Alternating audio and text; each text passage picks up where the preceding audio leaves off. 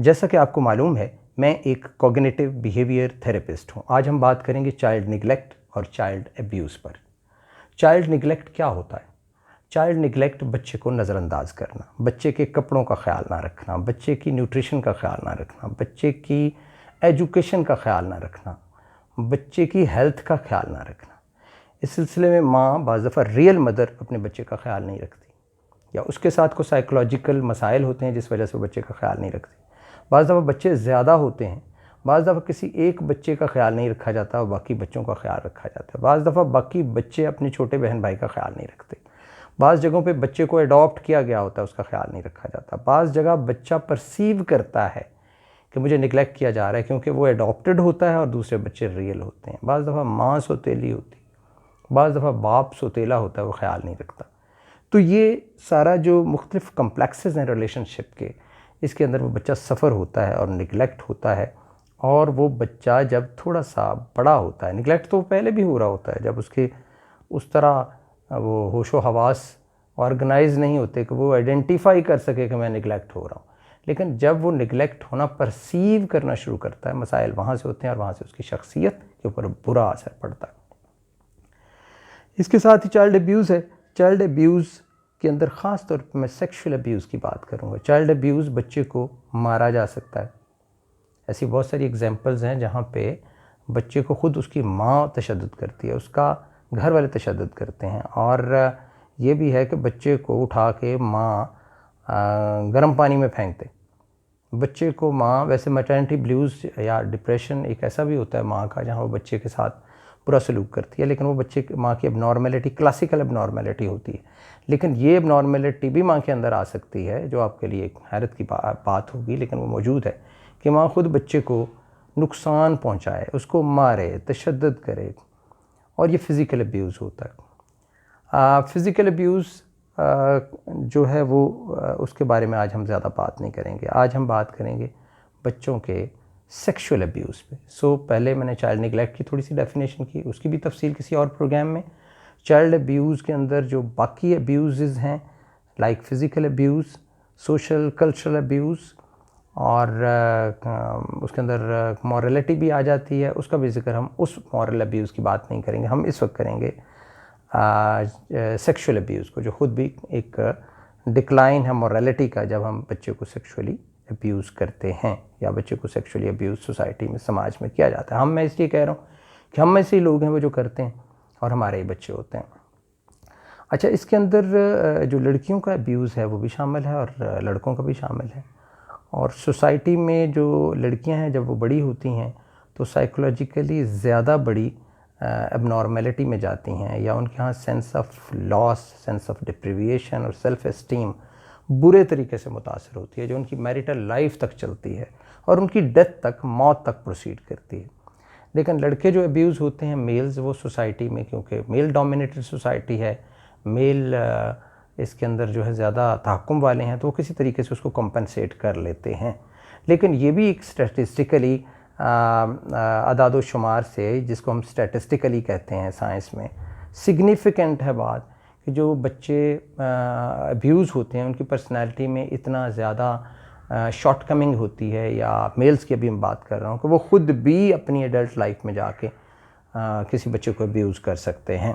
पर ये वेरी करता है पर्सन टू पर्सन और केस टू केस, लेकिन इसकी बड़ी सॉलिड मिसालें मौजूद हैं कि वो अपनी महरूमी का शायद बदला लेता है, या क्या होता है कि वो बड़ा होके बड़े चांसेस हैं कि वो ख़ुद भी अब्यूज़ करे, और ये इस तरह के केसेस भी आते हैं। अच्छा, लड़कों से ज़्यादा लड़कियां सफ़र करती हैं प्रैक्टिकल लाइफ में, लेकिन लड़के भी सफ़र करते हैं। तो अब हम और ज़्यादा अपनी गुफ्तगू को अगर नैरो करें तो हम फ़ीमेल सेक्शुअल अब्यूज़ पे आते हैं, और वो भी फ़ीमेल चाइल्ड सेक्शुअल अब्यूज़। अब फ़ीमेल सेक्शुअल अब्यूज़ जो है बड़ी हो के, बड़ी उम्र की औरतें भी सेक्शुअली अब्यूज़ हो सकती हैं, तो क्यों ना हम इसको महदूद रखें। कुछ केसेस मैं आपके साथ डिस्कस करूँगा मिसालों के तौर पर, जिनको हमने डील किया या मेरी टीम ने डील किया। एक केस तो मुझे याद आ रहा है कि बहुत मकबूल राइटर, बहुत मशहूर राइटर, जो अब इस दुनिया में नहीं हैं, और जिनको ये दावा था, और बिल्कुल सही दावा था, कि उन्होंने हमारी सोसाइटी और समाज की माँओं को ट्रेन किया।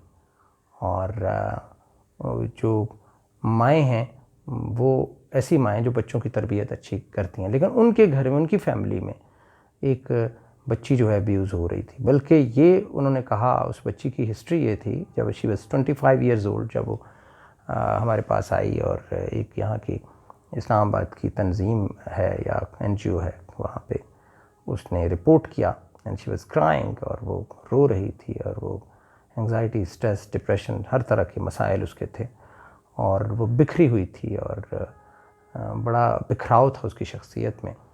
तो उसने बताया कि जब मेरे वो बुज़ुर्ग जिनकी मैं बात अभी कर रहा हूँ, उनको लोग जो मिलने आते थे, यकीनन वो लोग थे, वो भी राइटर्स होंगे, शायर वगैरह। इसलिए मैं ये बात इसलिए भी कर रहा हूँ, मैं ख़ुद शायर हूँ और अदब से ताल्लुक़ है कि किसी कम्युनिटी, किसी सरनेम के साथ कोई शख्स इंडिविजुअल, किसी की कोई ज़मानत नहीं अनटिल और अनलेस वो चेक हो जाए और उसका कोई रवैया हमें मुकम्मल पता हो कि वो कितना क्रिमिनल हो सकता है, क्योंकि इसके अंदर पोटेंशियल क्रिमिनल लोग भी होते हैं, मख्फी क्रिमिनल। अब देखें कि बज़ाहिर वो शख्स मुआशरे को क्या कंट्रीब्यूट कर रहा था, बहुत अच्छा लिटरेचर की सूरत में उसने कहा कि मैंने माओं की तरबियत की, और बिलाशुबा उसने की, और उन माओं से जो बच्चे पैदा हुए होंगे उनकी भी तरबियत हुई होगी। लेकिन उसके अपने घर में ये हो रहा था कि उसके मिलने वाले जो यकीनन उसके लिए रिलायबल होंगे, और वो राइटर्स थे, लिखने लिखाने का शौक़ रखने वाले या उस शख्सियत को पसंद करने वाले, और उसके घर आके वो उन्हीं की बच्ची को, जो उसकी पोती थी, उसको वो अब्यूज़ कर रहे थे। और वो बच्ची अपनी हिस्ट्री में बताती है कि आई वाज़ 5-6 ईयर्स ओल्ड, और मैं जाके बेड के नीचे छुप जाती थी जब वो लोग आते थे, और मैं किसी को बता भी नहीं सकती थी, और मुझे समझ नहीं आती थी ये क्या कर रहे हैं। और वो उस बच्ची को सेक्सुअली अब्यूज़ करते थे। सेक्सुअली अब्यूज़ करने के तरीक़ों पे और उसकी डिटेल में हम नहीं जाते। सेक्सुअली अब्यूज़ करने की हर वो सूरत जो हो सकती है वो आपको पता है और आपको मालूम है। अपने अगर गांव में चला जाऊं तो वहाँ पे अगर देखा जाए तो मेरे काफ़ी मुशाहदात थे कि सेक्सुअल अब्यूज़ करने का एक मिनिमम तरीका ये होता है कि आम तौर पे जो एक शख्स अब्यूज़ करे वो बच्चों को अपनी गोद में बिठा लेता है और गोद में बिठा के अपनी सेक्सुअल और जिनसी लज़्ज़त लेने की कोशिश करता है। फिर वो उसके जो प्राइवेट पार्ट्स हैं उनको टच करता है, और फिर बाज़ दफ़ा बच्चे को इसकी आदत भी पड़ जाती है। बच्चा उससे हज़ उठाना शुरू कर देता है, उसको फ़िज़िकली प्लेयर मिलती है और वो बच्चा ये काम करता है, और साथ उसे एहसास शर्मिंदगी भी होती है कि समथिंग जो मैं कर रहा हूँ ये कोई गलत काम है। उसमें बच्चों को टॉफ़ियाँ देना, खाने पीने की चीज़ें देना, लालच देना, बातों में लगाना, ये सारी चीज़ें शामिल होती हैं। तो ये केस बड़ा अहम था और बड़ा अफसोसनाक भी कि एक शख्स जिसने इस मुआशरे को इतना कंट्रीब्यूट किया, और वो कितना रिलाय करता होगा अपने उन लोगों पे जो उसके घर आते होंगे, और वो पढ़े लिखे लोग थे बज़ाहिर, और वो उसकी पोती को, जो ख़ुद एक पढ़ी लिखी और 25 साल की उम्र में खूबसूरत नौजवान पढ़ी लिखी औरत है, और उसकी जो पर्सनैलिटी है वो किस तरीके से ख़राब हुई थी। तो आप अंदाज़ा लगाइए कि ये कितना बड़ा एक केस था, और इसको डील किया। बहरहाल इसके अंदर जो कुछ भी किया जा सकता था। दूसरा एक और केस आपको बताते हैं कि उसके अंदर एक ब्रिगेडियर साहब थे जो हाज़िर सर्विस थे, और वो काम करते थे, और उनकी बेटी जब वो छोटी थी तो उसके घर के जो ड्राइवर था वो उसको सेक्सुअली अब्यूज़ करता था। आज हम सेक्सुअल अब्यूज़ की बात कर रहे हैं, और ख़वातीन के सेक्सुअल अब्यूज़ के लिए मैं नैरो हो गया हूँ, ताकि इसके ऊपर और इसके फिर आफ्टर इफ़ेक्ट्स क्या हैं उसकी तरफ बात की जाए, और इसके इलाज की तरफ भी इशारा किया जाए कि इलाज इसका क्यों करवाना ज़रूरी है, और आप अपने घर में इर्द गिर्द नज़र भी रखें, और इसकी प्रिवेंशन कैसे हो सकती है उस पर बात करें। क्योंकि जब तक हम इसकी स्ट्रेंथ और इसकी वेटेज के बारे में बात नहीं करेंगे, और मुआशरे अपने मुआशरे से वो केसेस डील नहीं उनका जिक्र नहीं करेंगे कॉन्फिडेंशियलिटी के साथ, उनकी प्राइवेसी बरकरार रखते हुए और आइडेंटिटी ना बताते हुए, तो हम कभी भी नहीं सोचेंगे कि इसकी गिरफ्त कितनी है और मुआशरे में, और इसके कितने बुरे असरात मुरतब हो सकते हैं मुआशरे में, और कितना डिसमिनेटेड है ये प्रॉब्लम। सो चाइल्ड सेक्सुअल अब्यूज़ हम डिस्कस कर रहे हैं, और उसमें भी हम फ़ीमेल चाइल्ड सेक्सुअल अब्यूज़। तो ब्रिगेडियर साहब यकीनन एक बड़ी पोस्ट पे एक ब्रिगेडियर, और उसने रखा हुआ ड्राइवर, और ड्राइवर उसकी बेटी को, ब्रिगेडियर साहब की बेटी को अब्यूज़ करता है। और फिर एक टाइम आता है कि वो ड्राइवर चला जाता है, किसी वजह से उसकी छुट्टी हो जाती है। इस वजह से नहीं, बेटी नहीं बताती, जैसे कि बच्चे नहीं बताते, और वो जो शख्स है वो चला जाता है। और फिर वो लड़की जब 9th में होती है तो उसी ड्राइवर को दोबारा उसका बाप हायर कर लेता है, और वो कहती है कि असल क्राइसिस मेरा तब शुरू हुआ जब बाप ने उस ड्राइवर को दोबारा हायर किया। या दोबारा उसमें घर में रखा और मैं उसको फेस नहीं कर सकती थी क्योंकि उसी ने मुझे अब्यूज़ किया था। सो ये बड़ी अहम बात है कि जब ये बच्चे बड़े हो जाते हैं तो अगर अब्यूज़ करने वाला आपका चाचा है, आपका मामा है, भाई है और घर में आने वाला कोई बंदा है या इर्द गिर्द का कोई मोहल्ले का लड़का है बड़ी उम्र का और आप छोटे हैं, तो फिर आप उसकी मौजूदगी में जब आप बाहर जाते हैं, उसे देखते हैं, तो ये जो अलमिया ट्रेजेडी है और ये जो डिज़ास्टर है मेंटल, ये और ज़्यादा गहरा हो जाता है। और वो बच्चियाँ फिर नहीं, और ये बच्चियाँ हमारी होती हैं, ये हमारे इस्लामाबाद के सेक्टर्स में रहने वाले लोग, बहरिया में रहने वाले, गाँव में रहने वाले, हमारे घर, हमारे घरों में, हम सबके घरों में ये होता है और ये हो रहा है। और हर शख्स इसके बारे में या तो उसे पता है और वो छुपाता है, या फिर लाइल्म है, या उसकी तवज्जो नहीं है। तो आज के प्रोग्राम का मकसद ये है कि इसकी तरफ तवज्जो दिलाई जाए। इसके अलावा बहुत सारी जितनी डिप्रेशन की ख़वातीन अक्सर आती हैं तो उनके अंदर आलमोस्ट 60-70%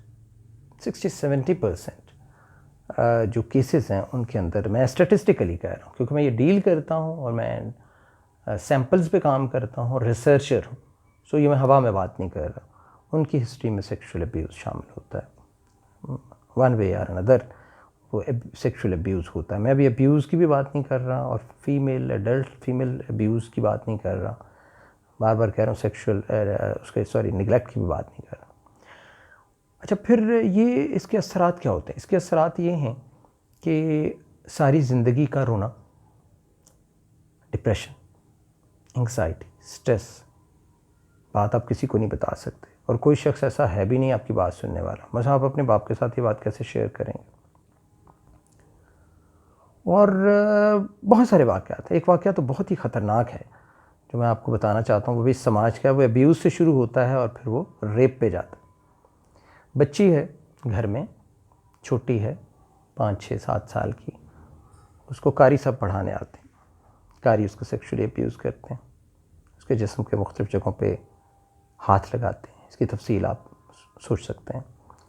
और बच्ची जो है एक दिन अपने पेरेंट्स को बता देती है कि इस तरह मुझे कारी साहब जो है ना वो हाथ लगाते हैं जिस्म के मुख्तलिफ़ हिस्सों। वही कारी, ट्यूशन पढ़ाने वाले, ये आपके घर में माली, ड्राइवर, खानसामा, बहुत सारे लोगों को हम बाहर मर्दों के साथ इतने ताल्लुकात नहीं बनाते, लेकिन अपने घर में बहुत सारे मर्दों को दाखिल कर लेते हैं।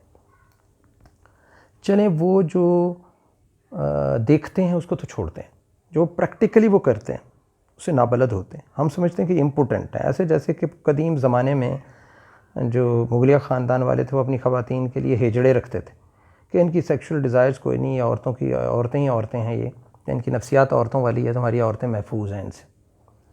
क्योंकि हिजड़ों से क्या महफूज होंगी औरतें? ये अलग बात है कि यहाँ पे पाकिस्तान में बहुत सारे हिजड़ों ने भी ख़वातीन का रेप किया।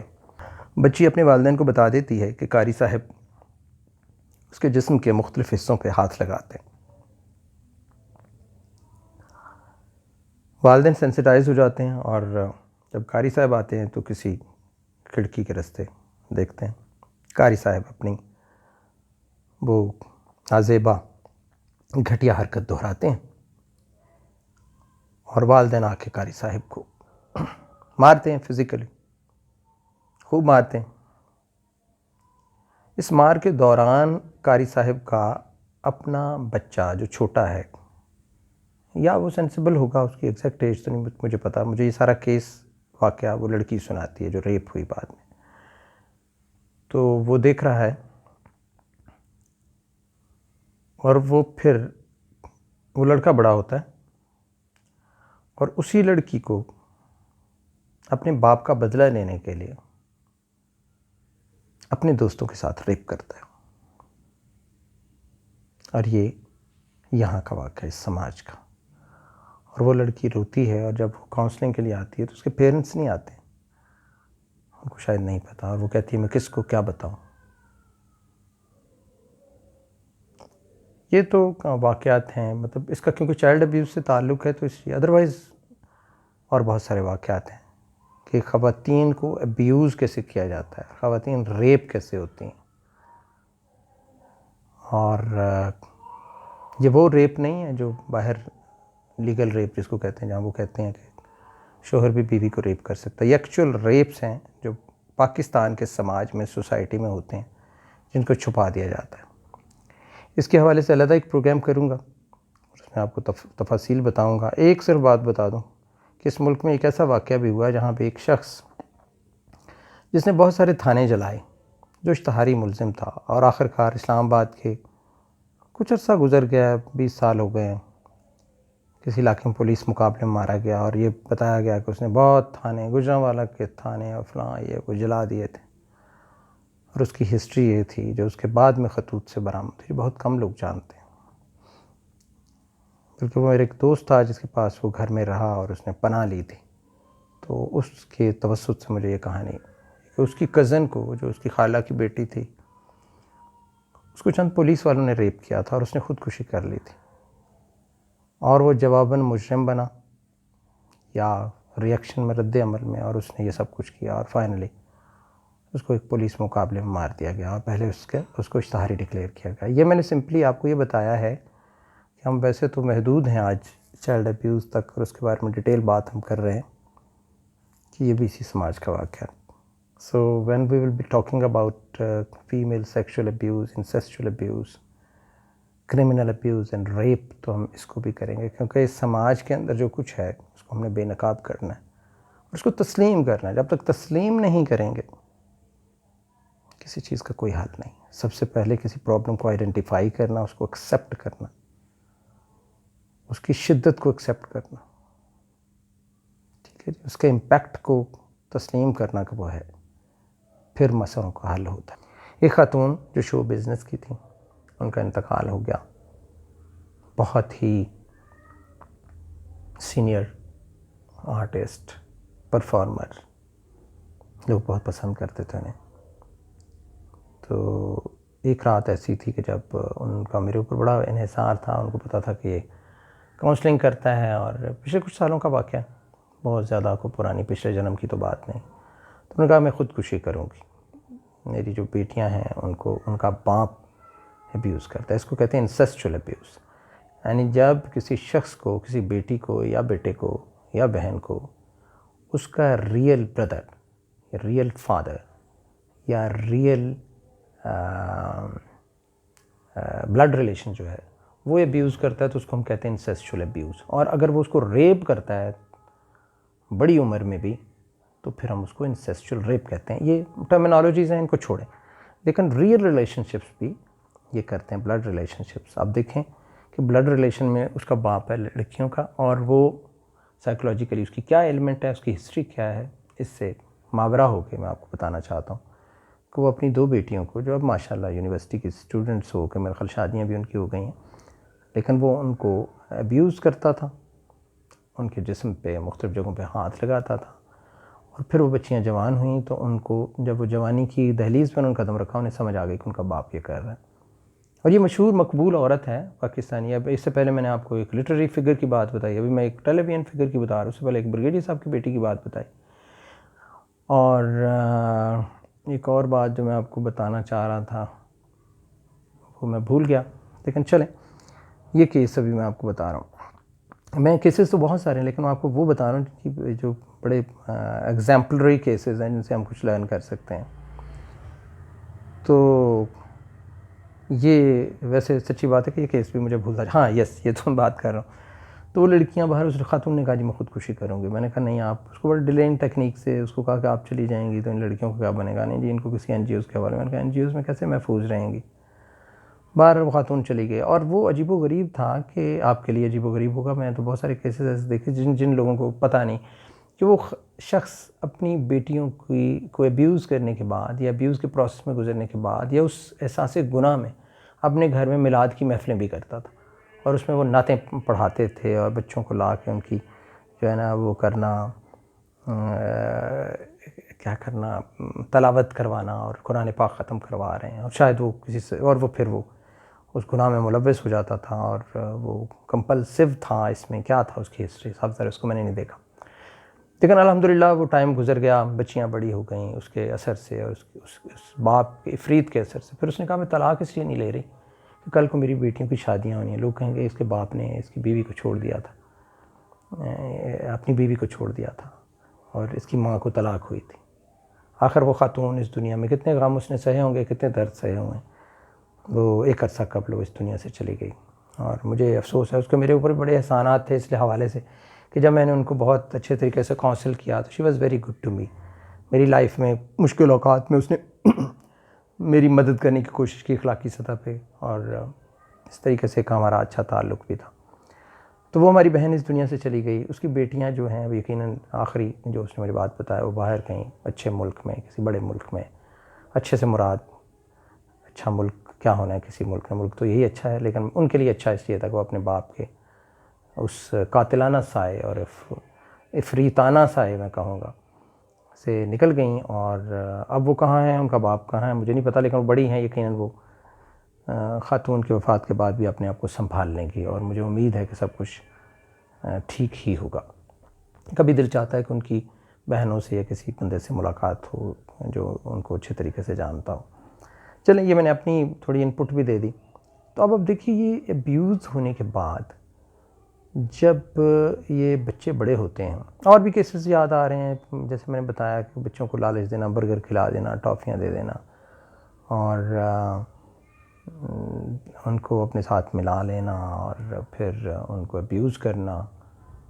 और ये बच्चे फिर जब बड़े होते हैं तो बड़े होने के बाद जो जहाँ मैं प्रोग्राम का ख़ात्मा करना चाहता हूँ और सिर्फ ये कहना चाहता हूँ कि हाँ, पहले तो प्रिवेंशन ये है कि अपने इर्द गिर्द, अपने माली, अपने खानसामा, अपने बच्चों, अपने ड्राइवर और अपने घर के अफराद, उनको भी एक ख़ास नज़र से देखें। अपने रिश्तेदारों को देखें। ये इसी समाज की बात है ना। हर कोई शख्स अपने आप को या अपने इलाके को या अपने विसिनिटी को पाक साफ समझता है, ऐसा नहीं है। इस समाज की बात है, हमारी बात है, हमारे बच्चों की बात है और हमारे लोगों की बात है जो अब्यूज़ करते हैं। तो अपने बच्चों को खानसामा बहुत अच्छा भी हो सकता है, बाप की तरह भी हो सकता है, लेकिन यही वो एंटिटीज़ हैं, यही वो लोग हैं जो अब्यूज़ का बायस बनते हैं। खानसामा, माली, ड्राइवर, घर में ट्यूशन पढ़ाने वाले, ये बहुत ही वल्नरेबल है ये सब कुछ। ख़ासतौर जो घर में ट्यूशन पढ़ाने आते हैं वो बच्चों को तो अब्यूज़ करते हैं, वो बड़ी लड़कियों को भी बहला फुसला के शादी के नाम पे अब्यूज़ किया जाता है। इसकी अलग बात होगी, सेक्सुअल अब्यूज़ जो होता है वो शादी के नाम पे कैसा होता है, और या सिर्फ अब्यूज़ जो औरतों का होता है वो क्या होता है, क्योंकि अब्यूज़ और निगलेक्ट बड़ी वास्ट टर्म्स हैं और मैंने सिर्फ फीमेल सेक्सुअल अब्यूज़ पे रख रहा हूँ, और वो भी फीमेल चाइल्ड सेक्सुअल अब्यूज़। आज सेक्सुअल हरासमेंट भी डिस्कस नहीं हो रही, वो भी करेंगे हम, और हैरेसमेंट का बताएंगे भी क्या होती है। तो वो जो बच्चा है वो जब बड़ा होता है, बच्ची बड़ी होती है, तो वो डिप्रेशन में जाती है, वो सोचती है। इसीलिए वो 60% ख़वातीन जो अपने किसी भी मैरिटल इशू, कपल के अंदर जो एक कन्फ्लिक्ट है उसके अंदर, या आपने किसी फोबियाज़ के साथ आती हैं, उनके पीछे जब हिस्ट्री के अंदर हम एक्सप्लोर करते हैं, डिस्कोर्स में जाते हैं, पास्ट में जाते हैं, तो वहाँ चाइल्ड अब्यूज़ बड़ी प्रोमिनेंट चीज़ बन के सामने आती है। तो प्रिवेंशन तो यही है कि इन सब पे नज़र रखें। प्रिवेंशन तो ये है कि आप, हमारा मज़हब तो बड़ा कमाल का मज़हब है, वो तो आपने जो आपके खून के रिश्ते हैं उनके ऊपर दरवाज़ा नॉक करके आप जाते हैं, भाई बहन को का भी एक डिस्टेंस कायम रखा गया है और बाप बेटी का भी रखा गया है, तो मज़हब में हमारे में सब है। लेकिन ये जो जदीद दुनिया और जदीद वर्ल्ड है उसने इस पर कड़ी नज़र रखी हुई है और पूरी दुनिया में इसके ऊपर एक नज़र होती। सो यही वजह है कि इंसेस्चुअल अब्यूज़, इंसेस्चुअल सेक्सुअल अब्यूज़, इंसेस्चुअल सेक्स, सब सारी टर्मिनोलॉजीज़ वहाँ से आ गई हैं। उन्होंने रिकग्नाइज़ कर लिया, उन्होंने मान लिया, उन्होंने इसको टैबू और स्टिग्मा बनाने की बजाय इसकी एक्सेप्टेंस की सोसाइटी में मौजूद है। जब तक आप किसी बीमारी को मानते नहीं हैं उसका इलाज कैसे करेंगे? अक्सर लोग यही कहेंगे जी नहीं। आप मुझे ये बताएं कि वो जो शख्स लिटरेरी इतनी बड़ी फिगर था, उसको जब कोई पूछता होगा तो वो सोच सकता है कि उसके घर में उसकी अपनी पोती अब्यूज़ हो रही है। इसी तरह वो जो ब्रिगेडियर साहब वो सोच सकते हैं कि उनकी बेटी अब्यूज़ हो रही है। इसी तरह ये खातून जो इतनी बड़ी आला उस पर थी, आप सोच सकते हैं कि उसके घर में उसका फादर, उसका शौहर अपनी बेटियों को इंसेस्चुअली अब्यूज़ कर रहा था। तो ये वाक़या तो बहुत ज़्यादा है। और बाकी जो मैं आपको नहीं बता रहा वो, क्योंकि वो पूरी हिस्ट्रीज़ के अंदर सेक्सुअल अब्यूज़ पीछे है, सेक्सुअल चाइल्ड अब्यूज़, तो केसेस सारे बयान करना कोई ज़रूरी नहीं है। मकसद बताने का ये है कि ये सारे लोग हैं, इनके ऊपर अपने नज़र रखनी है, अपने बच्चों पे भी नज़र रखनी है, और बच्चों पर भी मत इक्तफ़ा कीजिए कि बच्चे आपको सच बताएंगे, नहीं बताएंगे। बच्चे को आदत पड़ सकती है, बच्चा उस एब्यूज़ का हैबिचुअल हो सकता है, बच्चे को उसमें से लज्जत आ सकती है फिज़िकल टच से, और वो आपको नहीं बताएगा, समटाइम्स बता भी देगा, नॉट ऑलवेज, ना तो हमेशा छुपाएगा ना हमेशा बताएगा। और ऐसे बच्चों के साथ होता क्या है कि जब वो बड़े होते हैं तो वो कहते हैं कि वी आर द कल्प्रिट्स, हमने किया था। तो जो केसेस आते हैं आपके पास, वो ये लड़कियां ये नहीं कहती हैं आके बड़ी होके कि सर चाइल्ड अब्यूज़ हमारे साथ हुआ, वो ये कहती हैं कि हमारे साथ हुआ, या मैडम हमारी टीम के दूसरे मेंबर्स को कहती हैं कि हमारे साथ ऐसा हुआ था, और वो रोती हैं लेकिन वो कहती हैं हम उसमें शामिल थे। यही इसका सबसे बड़ा अलमिया है कि जब बंदा बड़ा होता है वो कहता है कि वो एब्यूज़ में हम शामिल थे, हम इस गुनाह का हिस्सा हैं। तो ये बातें जो हैं ये बड़ी वो पेनफुल बातें हैं, और वो बल्कि अपने आप को इल्ज़ाम देते हैं, वो लड़कियां, वो कहती हैं कि हम इसका हिस्सा थे, हम अच्छी औरतें नहीं थी, हमने बदकारी की, हमारा करैक्टर ठीक नहीं था। और फिर एक और इसके अंदर अलमिया ये है कि चाइल्ड अब्यूज़ वाली ख़वातीन या वैसे अब्यूज़ होने वाली ख़वातीन अपनी फ़िज़िकल इज़्ज़त नहीं करती हैं, अपनी सेल्फ़ इस्टीम जब चली जाती है तो बच्चियाँ जब बड़ी होती हैं तो वो अपने साथ सेक्शुअल, लाइक ऐसा भी केस था कि वो चाइल्ड अब्यूज़ हुई, अब्यूज़ होने के बाद वो कहती है कि सर मैं अब्यूज़ हुई और उसके बाद मेरी शक्ल भी मुझे अच्छी नहीं लगती थी, और ख़ूबसूरत लड़के मेरे साथ सेक्शुअल प्रैक्टिस करते थे तो मैं एक लड़के से ज़्यादा लड़कों के पास जाती थी कि मेरी तो लाइफ है ही नहीं, मुझे तो अपने जिस्म से नफ़रत थी, मेरा जिस्म तो इस काबिल ही नहीं है कि कोई इसे छुए, तो मुझे ये लड़के मिल रहे हैं तो मुझे इनको अवेल करना चाहिए। तो इन्हीं में से उसने एक लड़के के साथ शादी की, और फिर उस शादी के बाद उसके मसाइल थे जिसके लिए आई थी। सो ये भी पीछे कहानी अब्यूज़ पे जा रही है। तो सारी उम्र फिर वो अपनी रिस्पेक्ट नहीं करती हैं, और बहुत सारी लड़कियां ये बाकायदा किसी सेक्सुअल एक्टिविटीज़ में चली जाती हैं, सेल्फ़ एस्टीम को लूज़ कर देती हैं। मोहब्बत और शादी नहीं, अब्यूज़ होती रहती हैं, बड़ी होकर फिर अब्यूज़ होती, डिप्रेशन में चली जाती हैं। और सबसे बड़ा उनका मसला ये होता है, और यही बैरियर क्रॉस करना होता है जिसको एक साइकोथेरेपिस्ट, क्लिनिकल साइकोलॉजिस्ट करता है, साइकेट्रिस्ट नहीं करता। तो दवाइयाँ देगा कि डिप्रेशन में दवाइयाँ, ये बात जो कॉज है उसको दूर करता है। और कॉज क्या है कि वो सोचती है कि मैं ज़िम्मेदार हूँ। ये जो आप यही सोच है कि मैं ज़िम्मेदार हूँ और मैंने किया है, इसको ख़त्म करना होता है, जिसमें हम उसे डिसलॉज करते हैं, पहले उसे बच्चा बनाते हैं और कहते हैं कि ये बच्चा है, आए इसका जिक्र करते हैं, और फिर ये कहते हैं, उसकी टेक्निक ये है कि आप ये अलग हो जाएं उस बच्चे से, वो बच्चा आप नहीं है। तो अब आप सोचें कि ये जो बच्चा है इसके लिए आपकी हमदर्दी, सिंपैथी से हैं, कोई और बच्चा, कोई और मॉडल हम बनाते हैं और फिर उसके अंदर उस बच्चे के लिए सिंपैथीज़ लेके आते हैं जो सेल्फ पिटी नहीं होती या सेल्फ एस्टीम को, और वो फिर लड़की उस बच्चे को अपने से अलग करके उसके लिए हमदर्दी करती है, और वो समझती है कि उसके साथ ज़्यादती हुई है, ना कि उसने ज़्यादती की है, वो पार्ट नहीं है। और फिर उस वहाँ से उस पर्सनैलिटी को हम ग्रूम करते हैं into a full confident, full of self esteem and confident personality, जो ज़िंदगी के सारे दुखों को वैसे ही झेले, चैलेंजेस को वैसे ही फेस करे, लाइफ को उतना ही इंजॉय करे और रंगों को उतना ही महसूस करे जितना आम लोग महसूस करते हैं।